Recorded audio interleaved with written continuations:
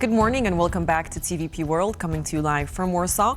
My name is Alex Tomlinski and these are the latest updates in the world news. We begin this hour with news from officials in Ukraine's northeastern Sumy region who say 9 people were killed and 4 injured when a Russian drone hit a passenger bus. The Sumy Regional Military Administration posted pictures of a minibus with its roof torn off and the windows blown out. Authorities said the attack took place hours after Russia and Ukraine held their first direct talks. Russia's TASS, state news agency, reported that Russian forces struck a Ukrainian military equipment staging area in the Sumy region with drones.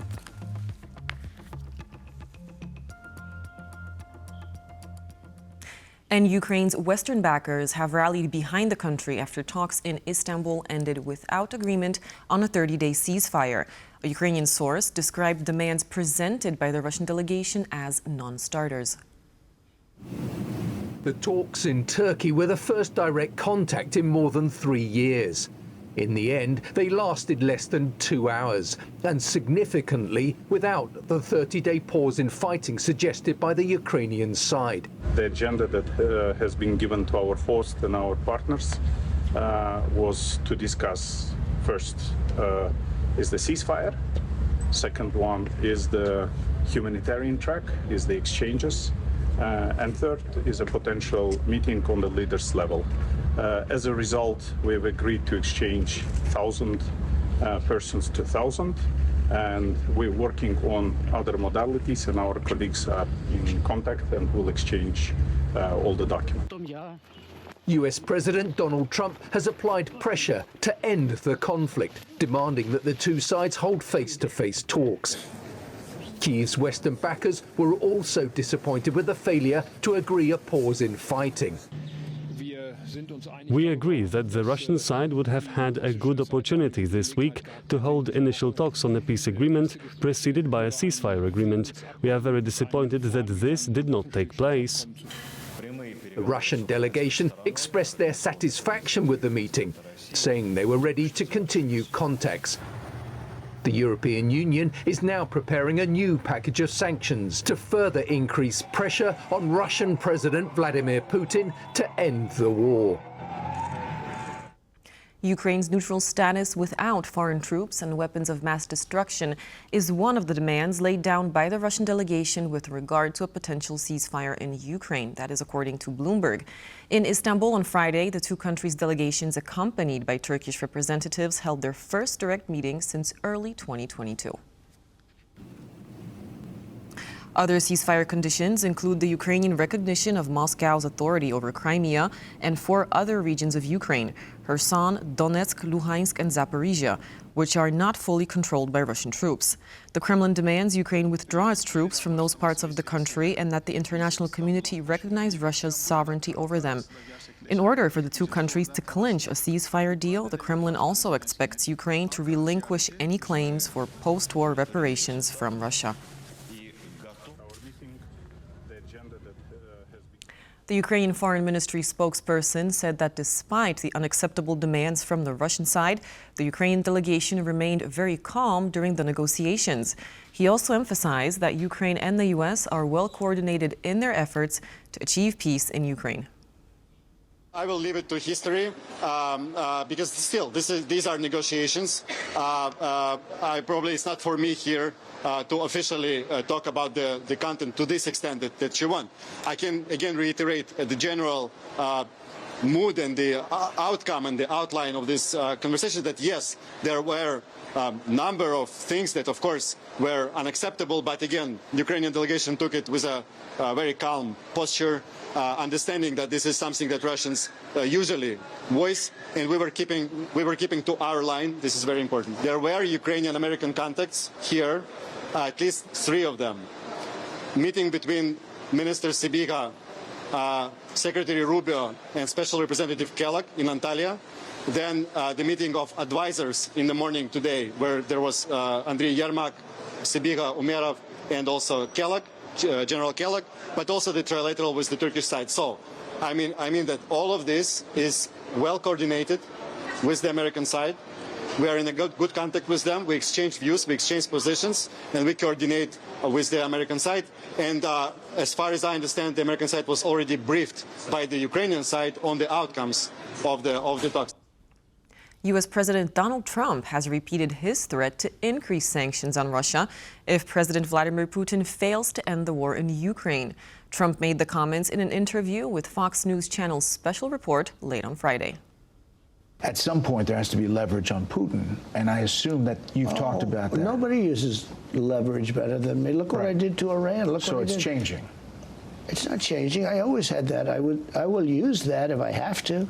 I'd rather not use that. By the way, that's a big deal. I just put it on Venezuela. It's secondary sanctions, it's called. And I just did it with Venezuela. And you could do it with Iran, too. I just did it with Iran. It's basically if you buy oil from Iran, you can't do business with the United States. And you see the ships just leaving that port. You know, in Venezuela, it was amazing. Chinese why not ships. Do it with Russia? You had to see well, I will. If I do, honestly, I will. If we're not going to make a deal, we're going to see whether or not this is Turkey time. You know, this is now we're talking Turkey, and we'll see what happens. That would be crushing for Russia because they're having a hard time now with the economy. Oil prices are low. You know, it would change the dynamic. Okay. During the E5 summit of European defense ministers in Rome on Friday, Germany's Boris Pistorius said that the Russian president has no plans to end the war in Ukraine. The German defense minister also stressed Europe's unflinching commitment to supporting Ukraine. Ladies and gentlemen, the whole world was able to see it in Istanbul. Just yesterday, Vladimir Putin announced that he wanted to hold talks on a ceasefire, and then he doesn't come to Istanbul and sends the third guard. And he refuses to talk to President Zelensky. This shows very clearly, without the need for further words, that he is currently not at all interested in ending this war of aggression, which he could do with an order or by initiating the process with talks about a ceasefire with Volodymyr Zelensky, the Ukrainian president.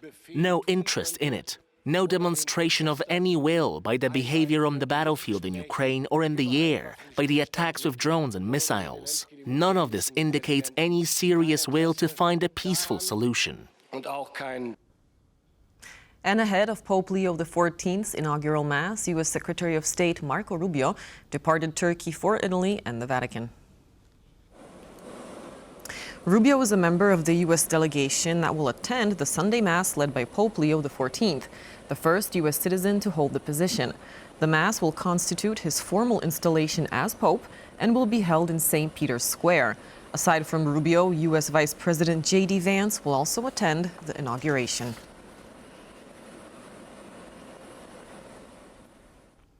Ahead of Romania's crucial runoff election on Sunday, two candidates, right-wing George Simion and centrist Nicu Sordan, are going neck and neck. It's the home stretch of the presidential race in Romania.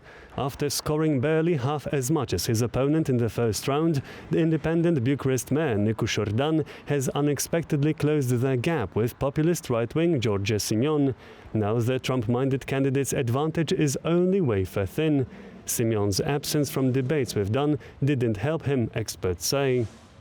And he promised to participate in a political debate with Mr. Nicu Sordan on TV. He promised.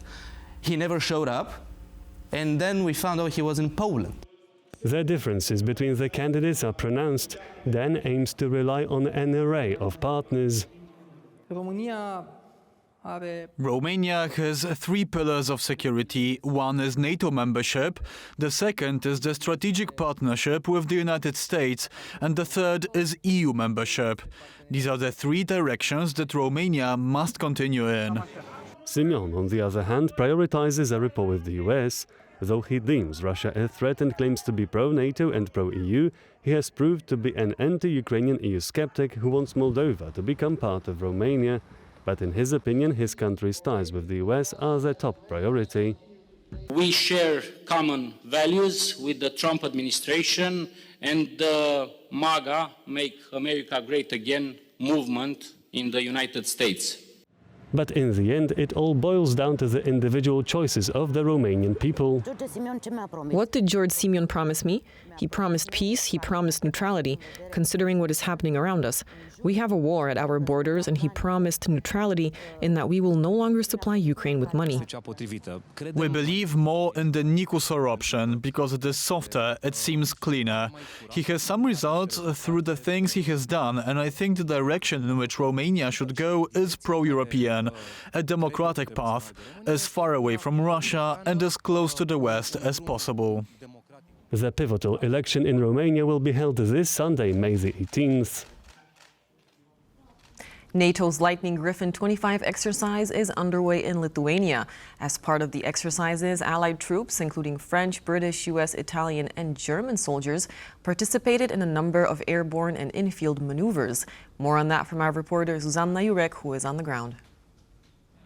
The Griffin Lightning 25 exercises are organized by NATO's multinational corps Northeast. These exercises aim to test out the operational speed, readiness, as well as operability of NATO's allied forces in a simulated Article 5 environment. These exercises are multi-domain exercises which aim to test out the strength of capabilities in different scopes, including airborne, medical, as well as land maneuvers. It is the latter set which we are experiencing here in Lithuania. These exercises are expected to comprise of approximately 16,000 soldiers from allied forces, including Norway, Germany, the US, Britain, France, as well as Poland. These exercises simulate combat situations in order to test out the operational readiness of the allied forces, including combat scenarios. Now, the priorities of the multinational integration of the allied forces into cohesive units, fighting units specifically, is also being tested. Most importantly, however, these exercises aim to test out the operational readiness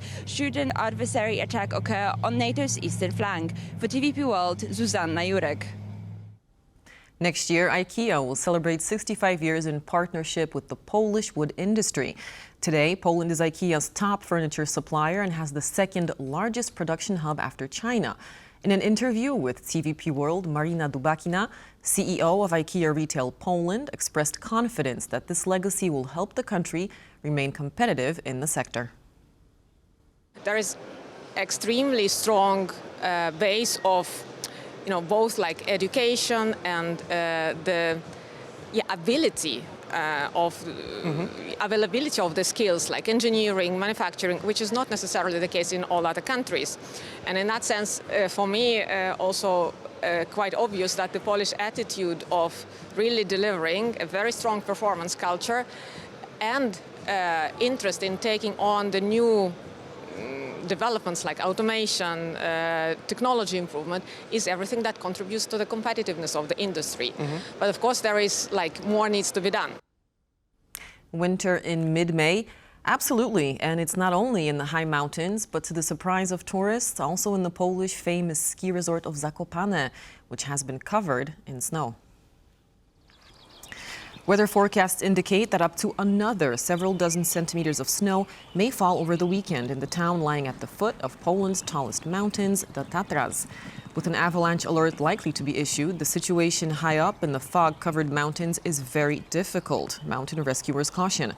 It is still snowing, and to make matters worse, there's a strong wind, resulting in the perceived temperature slipping below -10 degrees. Officials from the Tatra National Park advised tourists against venturing into the highest parts of the mountains due to these current weather conditions. Mountaineers have been recommended to wear winter gear and to be equipped with crampons, an ice axe, and a helmet if they plan on hiking in higher mountains. And with that, it's a wrap for this edition of The World News, but do stay tuned to TVP World for more breaking news, updates, and commentary.